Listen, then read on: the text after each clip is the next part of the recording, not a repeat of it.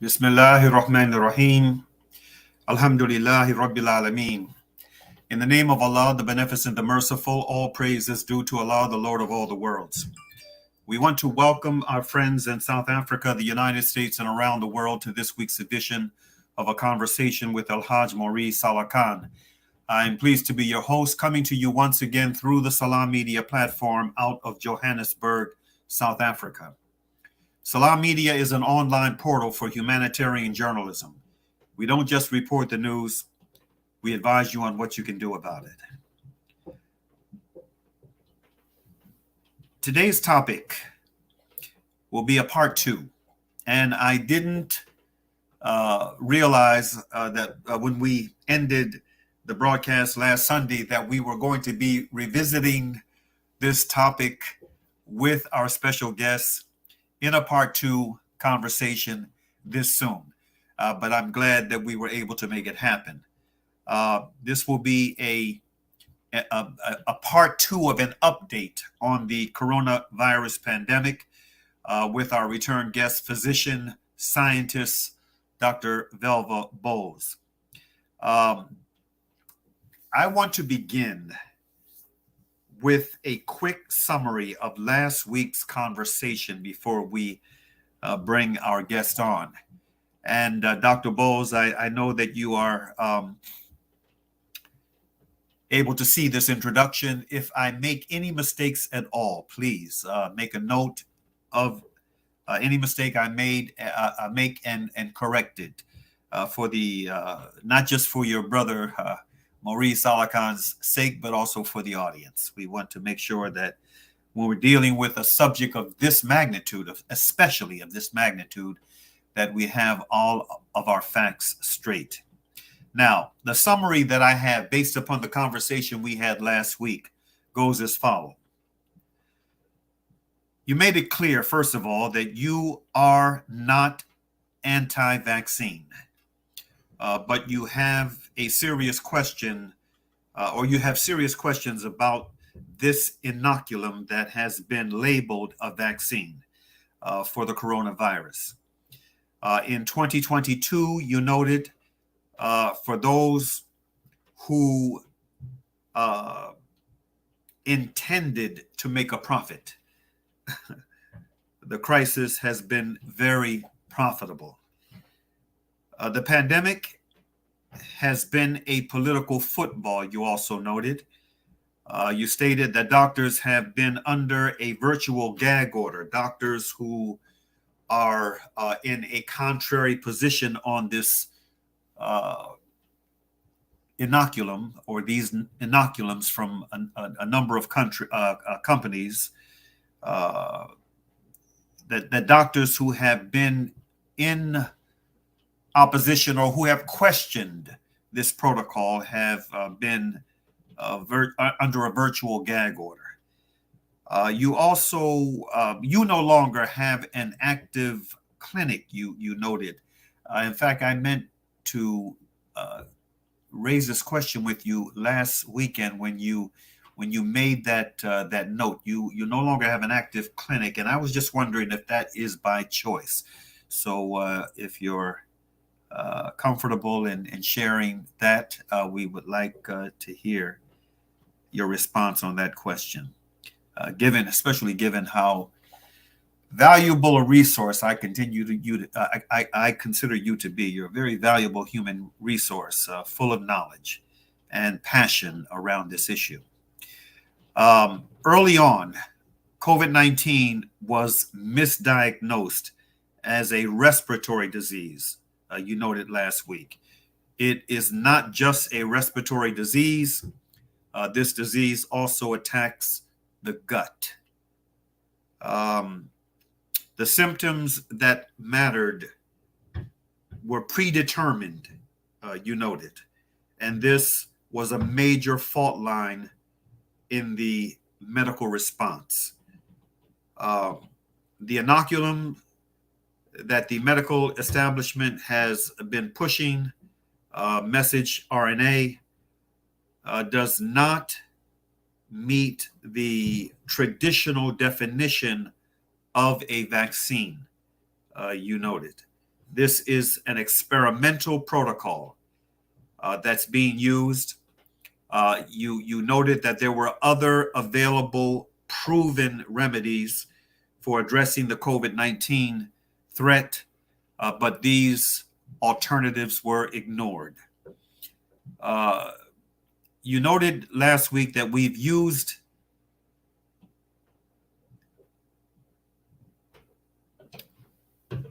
immunoglobulins. Am I pronouncing that correctly? Immunoglobulins for over 110 years.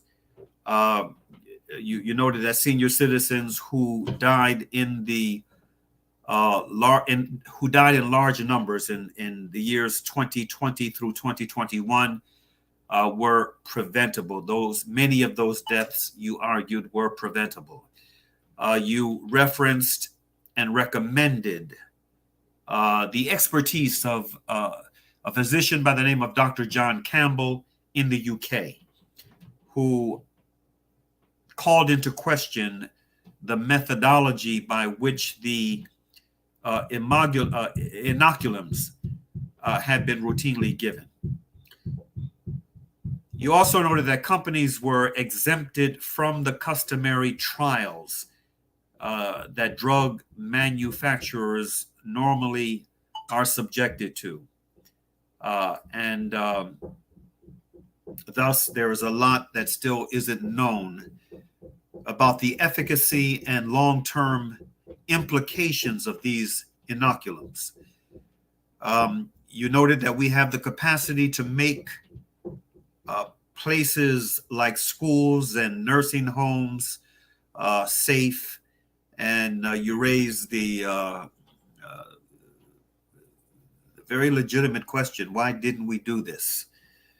You noted there was a benefit to countries in the global south who did not receive the inoculum as a result of the discriminatory practices that these profit-driven companies were engaged in, and that these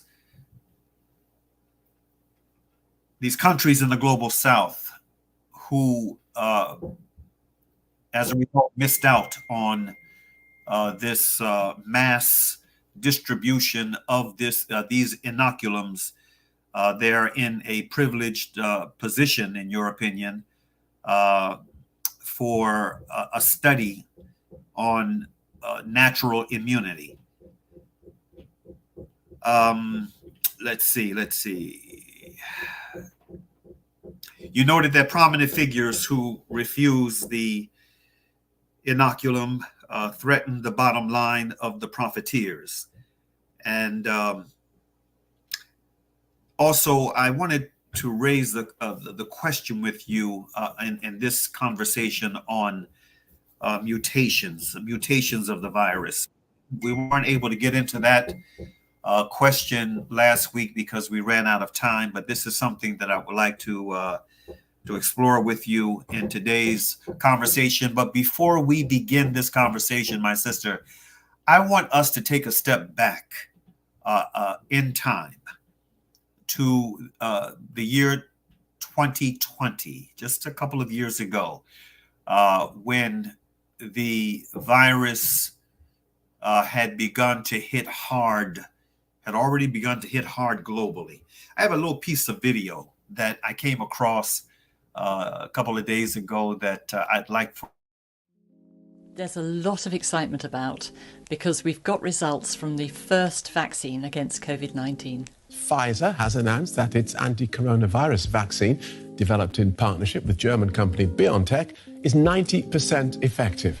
It was thought that we might get a vaccine that was 40% or 50% effective. So to get 90% in these early results is really quite astonishing. This vaccine is unlike any that's been developed in the past.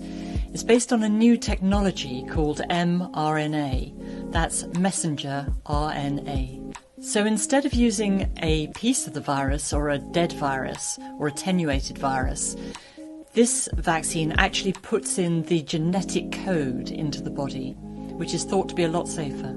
So the body thinks that the virus is there, it thinks it's being attacked, and it mounts an immune response with antibodies and hopefully T cells as well. So if it's licensed, this is going to be the very first vaccine using this technology. It will also be the fastest one ever to have been approved. The mumps vaccine was developed very fast, and that took 5 years.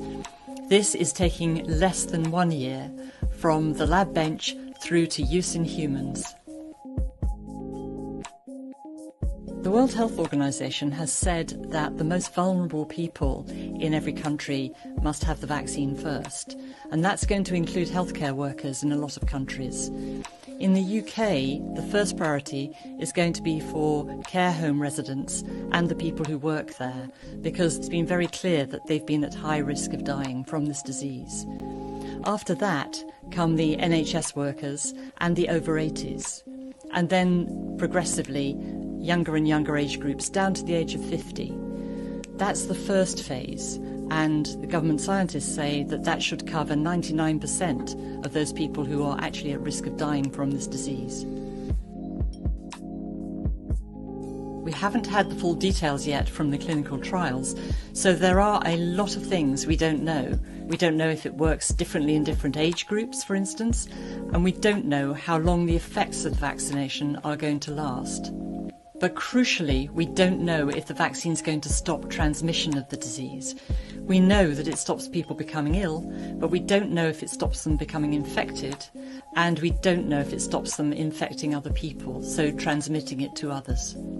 This vaccine does have one major drawback, which is that it has to be kept in what's called ultra cold chain. That means it must be stored in freezers at around -70 to -80 degrees. So that's going to be a serious problem for some of the low-income countries who certainly don't have freezers of that sort. It may even be a problem for some of the affluent countries who will have to step up their cold chain.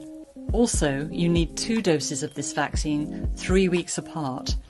That means that you won't be protected for about 28 days after the first jab, because it takes about 7 days to take effect.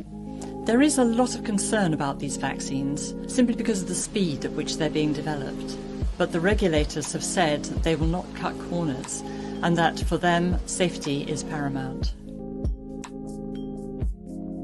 The UK has pre-ordered 40 million doses of this vaccine, and Europe and the United States between them have ordered hundreds of millions as well. Pfizer and BioNTech have said that they will manufacture 50 million doses in 2020, and then a further 1.3 billion in 2021. That's clearly not enough for the 7 billion people on the planet, so we will need other vaccines too. But also, some vaccines will have strengths that others don't. They will all be slightly different, and some may work better in some populations than others. For instance, they may work better in the elderly population. Life won't be going back to normal just yet. We've got a lot of people to vaccinate, and before that, we don't know all the details of how this vaccine will work. However, these are very promising results, rather better than most people expected. So I think there's no doubt we're on the road to normality. We just don't know how long that road is. Okay, I think this is a thought-provoking beginning to our conversation. I want to welcome our dear friend and guests back to the Salam Media platform, Louisiana-based physician scientist, Dr. Velva Bowles.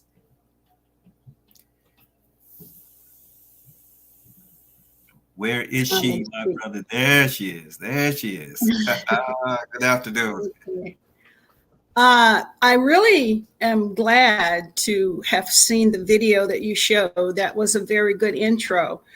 The speaker was very careful and pointed out a number of things of speculation. One was they didn't know what to expect. It hadn't been done before. It isn't a conventional vaccine, or it may or may not work in each population equally. So from her perspective, she did the scientific thing. She told you what was available, but her emphasis was go and try it out.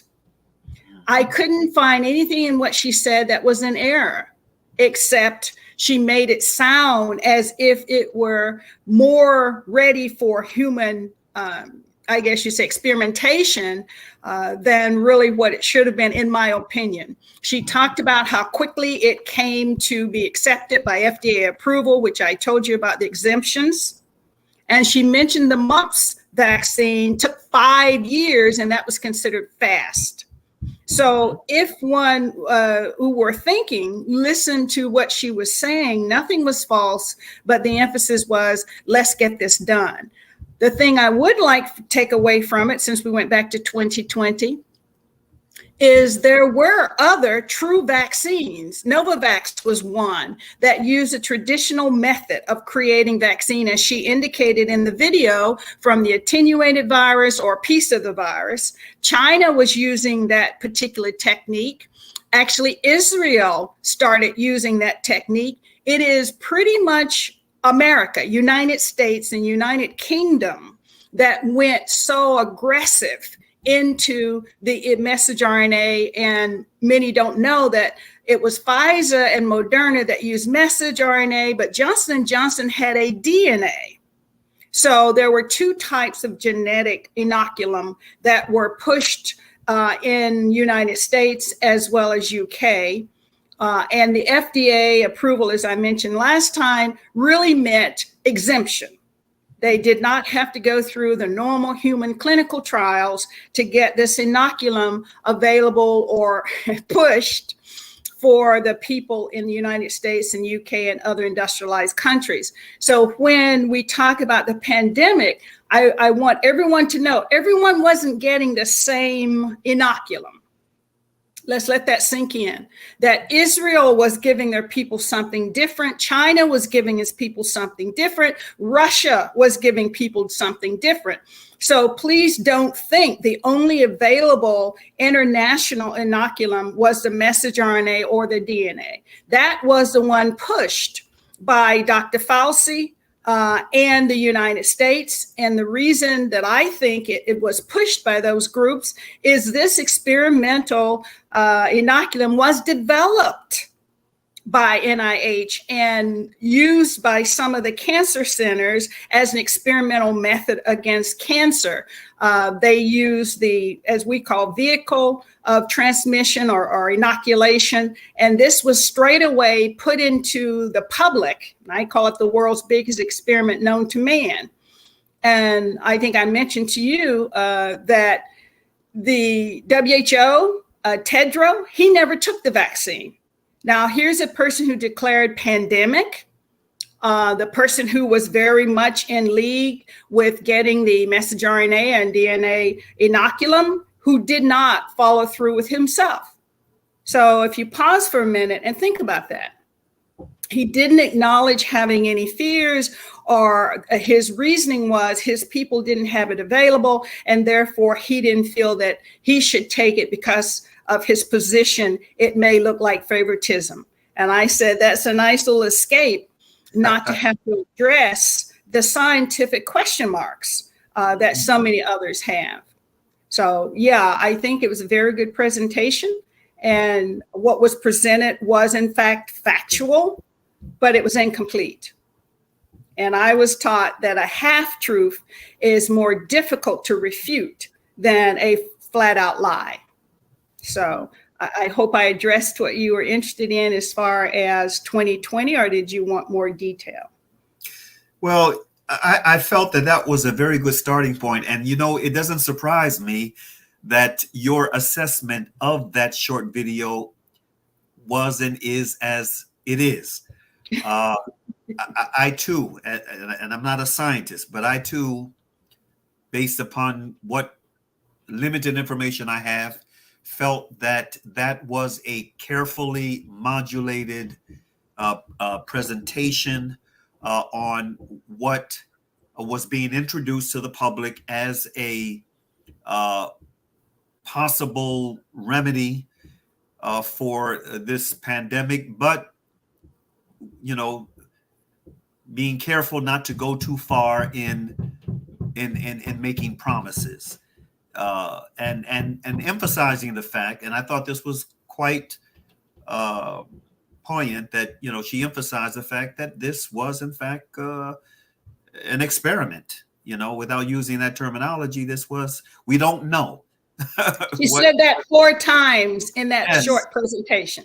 Yeah, we don't know what the long-term implications are going to be, but we believe that this is in the public interest. And before going any further, as I mentioned to you in our private telephone call, I've had the shots. I had both of the startup shots, and then I later had the booster, and I made the decision to get those shots for a couple of reasons. One, the most important being at the time, that I have a very close friend, a brother of mine by the name of Issa Smith, who has been in a rehabilitation hospital for some time now. And I wanted to visit him. And the only way I could visit him is I had to show proof of having had the shot. And so that was, the major driving point. A close secondary and very important consideration was that we were also around that same time in preparation mode for a 5-city human rights mobilization that was not only going to take me to 5 cities on behalf of a political prisoner, prominent, internationally recognized political prisoner, but also I knew that it was going to place me in large crowds. And so, for both of those reasons, and I had tried to get that alternative that you and I had conversed about, and I was having difficulty finding a medical institution that could give me that that protocol. And I checked with 2 or 3 around that time, and I said, okay, well, let me just go ahead and get the shots and get it over with, and then just do what I need to do on the human rights front. And so anyway, I had those shots. I don't intend to have any of the additional shots for the what are they called there? The boosters. Yeah, but for the Omicron, the mutations, the mutants, yes. Yeah, I can't see myself doing that at all, and so I think that would be a good starting point for us today. Well, I'm smiling as you. Go ahead. As you spoke, because man cannot keep up with Mother Nature. Yeah. What so many people did not know, coronavirus is not new. It's over 6,000 years old. They found it in archaeological excavations. This is an old virus. And no one entertained any input from veterinarians. I kept saying, where's my brothers? Where's the veterinarian? They deal with coronavirus all the time. It is known to be a zoonotic disease, meaning animals get coronavirus. But guess what? One of the most prominent corona infections known to man is the what? Common cold. You heard me. The common cold, something humans don't even think about anymore. Our nose get runny. We sneeze 7 to 10 days. We feel better. We have all kinds of medication, daytime cold remedies, Zicam, and we just keep on going. Well, folks, that's a coronavirus. Why do we not vaccinate against the common cold? 2 reasons. One, we don't die from it generally. However, the more important reason is we can't keep up with the mutations. Why can you get a common cold 3 and 4 times a year? Because this particular virus is wonderful at changing its look. If you want to talk about a chameleon or someone or something that can adapt to the temperature, it adapts to the temperature weather has, it adapts to the amount of moisture or humidity in the air, it adapts to how many people that it passes through. There are so many variables that allows the coronavirus to put on a new face. It is known scientifically. So when they were saying SARS, and I hope all of you knew that the COVID-19 is a SARS, and SARS had been out 2 or 3 years before the COVID-19. It was contained. It didn't become pandemic, but they didn't talk about all these vaccines, and they didn't get all excited because it was contained in a relatively small area of the world. SARS-2, if you want to go on the internet and check, is COVID-19. They simply changed the name to Coronavirus Infectious Disease 2019. And they shortened it to COVID-19. It wasn't new. It wasn't unknown. And we, as scientists, have never tried to keep ahead or run in pace with corona mutations. So to answer your question, does it mutate regularly? Yes. Let me give you a more familiar. Why do they recommend a flu shot every year? Because if influenza changes its stripes, you'll have H1N1, H2N1, N1H2. You'll have it changing, and they tell you if you're over 65, you need a flu shot annually. The annual flu shot is letting you know we cannot keep up with the mutation rate of the flu. Guess what? We can't keep up with the mutation rate of COVID-19. Should we've already known that? Yes. Based on what? Common cold. So when I say there was a huge financial incentive to get the shot out and tell you got to take 2, people think it was free. It wasn't free. Your tax dollar paid $30 a shot to Pfizer. Yeah, Moderna charged $50 a shot. Johnson & Johnson was $60 a shot. So while you were lining up and getting this forced, and I say extortionistic type of inoculum, your tax dollars was paying for it. Mm-hmm. And then FDA gave the pharmaceutical companies a buy. You didn't have to test it in a trial. And this agreement says the public can't sue the pharmaceutical companies for ill consequences. I think it's time that the bright minds in the legal field challenges this. Somehow, by what you described, Mauri, that you had reason to go and do your work, and they had effectively said, you cannot do your job unless you take this inoculum. Just recently, they had to lift the mandate for the inoculum for the military, because military people said, no, I'll drop out, I'll resign, I'll leave, I refuse. And they had to come back and say, well, it doesn't protect you. You can still spread it. This isn't the age range that dies most frequently from a real active infection. So this mandate doesn't make sense. So military finally pushed back. And what did they do? Okay, we no longer make it mandatory for this inoculum to be given to the military. I think that's like a loud bell ringing when there were national security situations, because they forced military by giving them whatever inoculation that the military feels necessary.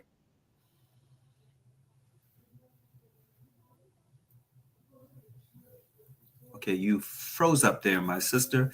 I hope you can still hear me. What the military has done recently literally tells the public everything they need to know. And I think we need to consider that. And those who took the inoculum because they wanted to see loved ones or they needed to travel were extorted. I mean, that's like a kidnap and a request for ransom, in my opinion. That's how strongly I feel. That's the way I felt last year when I took those shots under duress. Let me say this. Part of our introductory tag is that Salam Media doesn't just report the news. We advise you on what you can do about it. What are some of the things we can do about this? And let me before you respond, let me say this. You mentioned the flu virus. I'm one of those outliers. I'm sure that the vast majority of people who get the flu shot each year, they benefit from the shot. I was one of the outliers a few years back when I got my first flu shot. Within days, literally, a week didn't pass. Within days of getting the shot, I got pneumonia. And I got pneumonia so bad, I was hospitalized. After those 3 or 4 days in the hospital, I have not had a flu shot since. I just try to be very careful with my habits during the flu season. You know, I cook myself up if I feel like anything's coming on, I get a little sniffle, I start sneezing or something, I cook up myself a little brew of lemon, ginger, honey, and lemon, ginger, honey, and garlic, a tea. And I take that hot brew that I cook up, and you know, in a matter of days, the sniffles and what have you are gone. Are there things that we can do? Yes. Okay. And I appreciate your sharing that. I've had a number of people saying after the flu shot and other inoculums, they get sick. So let me start at the initial part of your conversation saying, what should we do? Now that they being the scientific, the political, and the medical establishment are coming out and admitting that the inoculum was experimental and they can't predict what long-term in all people will be. It did more than just what they had hoped, which means immunize you against COVID-19. We're finding that some people had reverse transcriptase, and it may be generating the message that's showing up in the liver and in mother's milk, the question mark of where else is it showing up and what else can it do? So my first advice for those who were extorted into taking the inoculum, the first, second, third shot, and boosters, start journaling.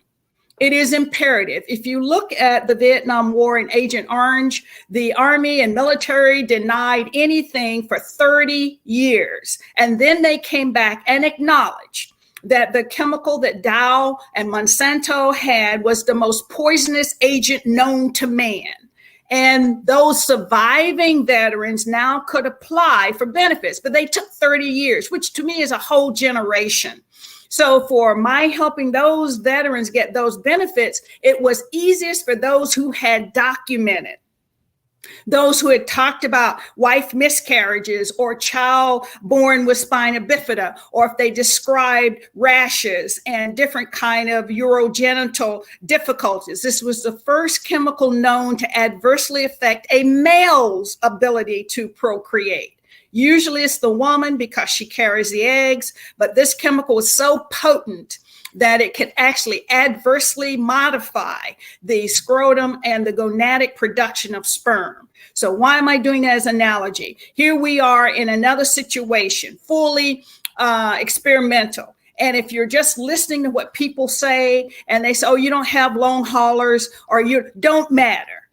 Be an avid journalist. Make sure your family knows where your journal is. If, like you mentioned, Mauri, you had pneumonia after a flu shot, if after this vaccine, your hair is being lost, or you're having skin or rashes, or you have urinary difficulty, or you have anything adverse, short-term memory, weight loss, weight gain, that has to be documented. Perhaps you won't be able to benefit, but perpetuity will.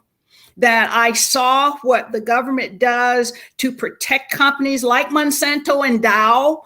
They were protected against lawsuits. The Army had just a full denial that if you didn't get actively sprayed by this compound, that it could not affect you. There's something called chem acne, where people's skin just did not even grow right. They looked like Godzilla monster. Their skin was thickened. It was cornified. But it took 30 years for them to admit, okay, you're right. If you were even in the storage room, if you were within a 5-mile radius, this could happen, 10-mile radius, because folks, though in Vietnam and Cambodia, where this particular agent was sprayed, they still cannot get crops 60 years later. It was one of the most poisonous things. It poisoned the soil. It killed trees. It killed agricultural growth. Right now, that land is as if there were a nuclear exposure. So my first comment is journal. Take some time, think it through, start recording what changed, what you feel happened, and don't let anyone deter you from that journaling. Be sure you put dates and times and the feeling. CDC claimed they wanted this information, and they opened a portal called VAERS, theirs, I think they pronounce it. And I tried to access theirs. It was not user-friendly, and I think that was on purpose. So they could say we had limited response from people talking about adverse events. Well, they did it intentional. I call it institutionalized failure. You intended to fail, you designed it to fail, so when you talk, you can claim you did something. I don't remember where the quote came from, but I often use it saying, when you say, I really, really tried to do X, Y, and Z, you know one thing, it didn't get done. So if you come in as vehement or passionate as you want to tell me what you tried to do, all you're really telling me is you were not successful in getting it done. And that's what the CDC did. So that's my first advice. Second advice, for those who want to protect themselves and do not want to go through the booster train, because you'll never catch it with COVID-19. There are some homeopathic, naturopathics, and I was smiling, Mauri, when you talked about your tea. That's a very popular tea. Just yesterday, I made a hard candy. It is a peanut brittle, if you like, and I add cayenne pepper. And you say, you did what? If you talk to any homeopathic person or traditional Chinese medicine or any Aboriginal people, when you're fighting something, you do the opposite. So we talk about viruses and we talk about the flu. What do we say? We have a cold. So guess what a remedy naturopathic is? It is heat. So grandmother used to do it, and I thought of it, and I did it actually yesterday. I wish I could share some of my peanut butter. It's really quite nice. I put cayenne pepper in what is the traditional candy or Christmas kind of food. Why? Because it's easy to consume the cayenne. I'm not much for real hot foods. My mouth doesn't like it, but I am able to consume cayenne in a reasonable dose through this peanut brittle. So there are known things that if I have a sore throat or runny nose, or I'm starting to get it congested, eating this particular brindle, a peanut brittle, I am consuming cayenne, and believe me, it unplugs the nose. You get a runny nose, which is good. You're expelling the mucus. So traditionally, lemon, ginger, garlic, onion, cayenne pepper. If you have recipes that can introduce those ingredients, whether it's through a tea or in my case, the candy, you will be doing a benefit to yourself.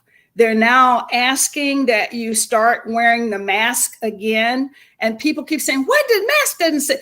What the mask does is it decreases aerosolization. Now that's a big word to say mist or moisture. In Louisiana, we're having crazy weather. I was mentioning it earlier to someone I was talking to. We had big rainstorm last night. Yesterday, I could not believe it was 80 degrees and something like 85% humidity. That's not Louisiana usual in December. So as I mentioned to you, viruses are sensitive to what? Temperature and moisture in the air. At higher humidities, viruses can travel further, linger in the air longer. And that's why when we talk about flu season, what we're really saying is because of cold weather, we come inside. So there's higher density of people inside.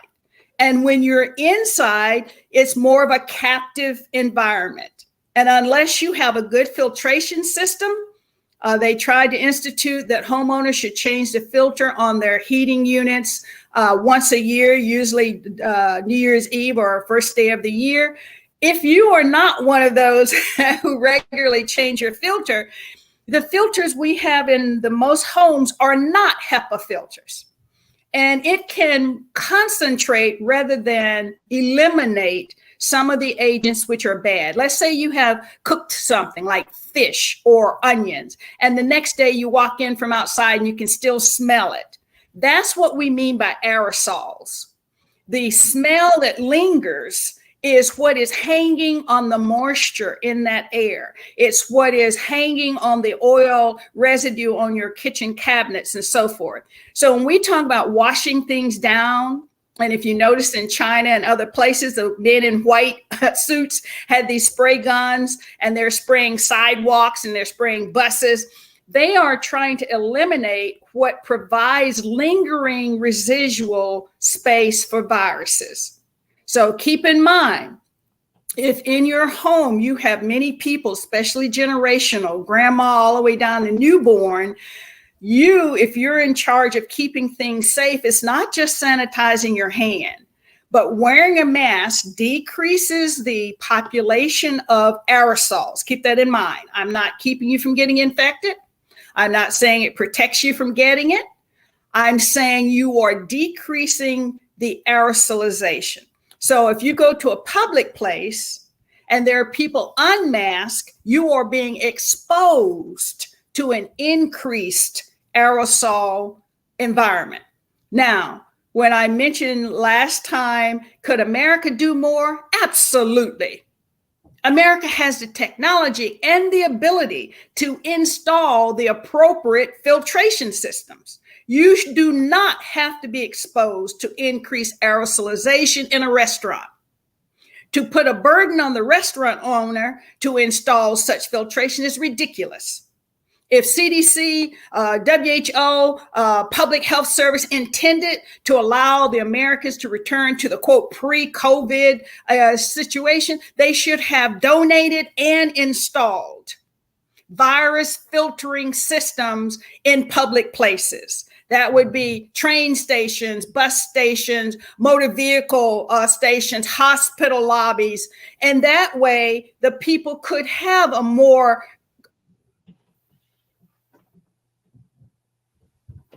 just froze up and lingering behind someone who may have been infectious. So has America done enough to protect the public? Absolutely not. What was strongly recommended and extorted was a financial windfall to the pharmaceutical company. I told you every injection had a fee. It was not free. I would have rather had my $60 to Johnson & Johnson and my $30 to Moderna put into filtration systems for public school. If you'd asked me, Valvo, what would you do with this money that we're taking out of your taxes to pay for these experimental drugs? I'd say, no. I want you to put a HEPA filter in every public school and every nursery and every nursing home. I want you to put in the aerosol that can annihilate there's a spray you can have in a room that can, in fact, precipitate the aerosolization of viruses. It's available. We do it in the hospitals. Rich people do it in their homes. Private offices do it in their offices. Look at the operating rooms. How do they go and have surgery on an HIV person and the next day have another patient? They turn on infrared light overnight. They use HEPA filters to clarify the air. We have the technology. It wasn't used. And I don't know why not. Now, I should rephrase it. It wasn't used for the general public. I do know its uses in private doctor's offices. I think I mentioned my orthodontist mentioned that he didn't have any kind of worry because he had such a system in place that every patient in between patients, he did the filtration flow. And at night, he turned on the IR treatment or UV treatment of his rooms. So we have the technology, we have the funding, and it wasn't done. And that's shocking and shameful when you think about it. I mean, the enormous resource this country has for war. I mean, we think about the billions of dollars that have gone into the military industrial complex to both support, exploit, and profit from what's happening in Ukraine. The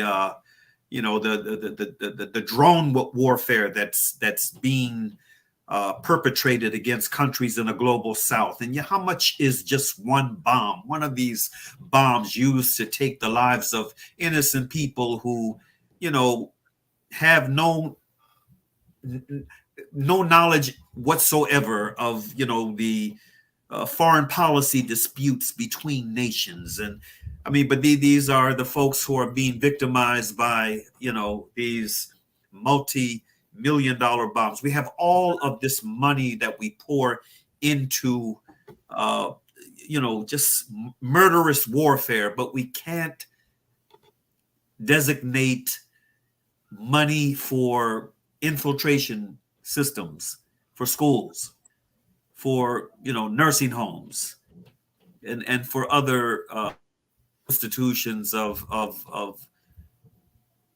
human necessity. It's well, shameful. you mentioned you want to go back to 2020. I did a platform because I saw several shopping networks on TV who were selling for $99, for $69, tabletop filtration systems, and they were telling the capacity at which it could filter air every 10 to 15 seconds. They talked about the micron, or the size of pores in these filtration systems. And I was advocating to anyone that would listen, give a teacher this as a gift. If you have a daycare, buy 2 and set them around the room. You do not have to worry about, oh my goodness, children are not getting facial recognition. There were pediatricians saying, well, children, at least for 2 years, will be missing that social cue. See, many of us don't even think about it. The way in which humans learn is imitation and observation. Yeah. That's one of the most powerful training tools, and particularly for socially underserved, where parents don't have the extra stimuli funds.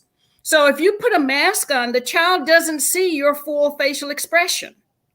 Right. And if you're talking from 1 year to 3 years old and 1 year to 4 years old, and that's about how long we've been covering our lower face, that child quite literally is missing social cues.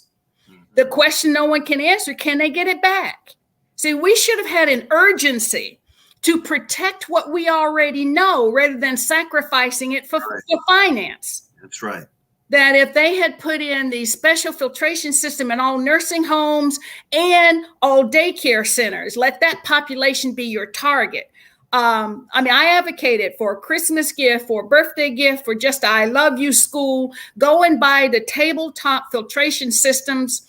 Dyson, which is a vacuum cleaning company out of Germany, had a very special kind of a filtration system. I think they were selling for like $109. You set it on a table. It could turn over the air in a room every, 20 seconds. Its pore size showed it could filtrate or actually take the virus out of the air. And it was a rinse filter. You didn't have to worry about replacing it with expensive replacements. Technology was there, the hardware was there, but the advocacy was not. And the use of taxpayers' money was not focused in those areas. So I really feel like the United States had an F. We were failure. We were hostage to the way of the pharmaceutical companies and hostage to the inoculum rather than other available vaccines. And we didn't do our due diligence. If I were a general and this was military, we didn't lose this war. We didn't have bad battles or high casualties due to lack of equipment. This was strategic failure. Mm-hmm. And that's how I see it. Well, I concur. That's how I see it as well. The global South. You had some interesting observations to make about the benefits that the unexpected benefits that derive from them being discriminated against at the height of the pandemic, in terms of the what was being sold as the cure-all for what was happening globally. You spoke about them being able to those who were denied were able. They're in a position now to be the focus of studies around the issue of natural immunity and what have you. You want to expound a little bit more on that for the benefit of those who may not have seen the broadcast last week? I call out to the scholars on the continent of Africa, particularly in the Caribbean and other places where there were not an urgency. Well, before I do that, though, Mauri, if you remember in your broadcast that opened this presentation, they talked about the cold factor. And they kept saying how these inoculums had to be minus 30 degrees. Yes. And how did that go by the wayside? See, no one even addresses that. Mm-hmm. That by 2021, churches were giving the inoculum after service, and they certainly did not have minus degree storage for these inoculums. But that kind of went away. No one talked about it after the first year. And I'm wondering, were the inoculums even effective when you were not keeping them at the appropriate cold point? Were we just getting a sham injection of DNA and sham injections of messenger RNA because they were not maintained at the cold factor? And that was a big issue initially that completely left all discussion within the first year. So I want to throw that out for those of us who are thinking and observing that even in her broadcast, she said it could be a problem for industrialized countries as well as non-industrialized. And then that criteria got dropped. So let's hold on to that. Now, to answer your question, those who survived this pandemic without any kind of artificial interference, meaning they didn't get a vaccine, but they used naturopathic or their own natural immunities to avoid being sick and perhaps even fighting it without knowing you had been exposed. What this person or these persons have now are an extremely well-stocked pantry of immunoglobulins, and that was the word you were stumbling on a little bit. We call it immunoglobulins, and that is produced by a cell in the body called B cells. And if you were also hardy on the African continent, as I know you are, you probably have very good T cell response because of the exposure to dengue fever and Ebola and other types of viruses. The African continent people are very quick to adapt, to fight off viruses because of the natural exposure, either by your parents or by where you live. What does that mean? I would not be surprised, and I warn against people in the more industrialized countries coming onto the continent of Africa to collect information and or blood from the nations who did not receive vaccines. The interesting thing about the non-vaccinated who survived is that you now have a library of known fighters. Your body created what kept you healthy. The pharmaceutical companies want to know what immunoglobulins kept you healthy, what T cell response kept you healthy. So in a way, you have a commodity that cannot be generated anywhere else. And I would invite the scholars on the continent of Africa and other places that were discriminated against in this bevy to get genetic inoculums in your body protected. That if there are research institutes, recommend that some of your people come in and get blood in storage. Take some immunoglobulin or some serum samples and freeze it in your liquid nitrogen. That might have the value of gold. CDC in Atlanta storehouse various diseases like smallpox and Ebola. I don't know how good your memory is, but I think in 2018, when there were 3 Americans airlifted back to Atlanta Emory Hospital, they were diagnosed with Ebola, and there was some kind of magical vaccine they were given, and 3 days later they walked out. And yet, look at the people who die in Africa with Ebola. Why is that vaccine not widespread? Why do they withhold it from you?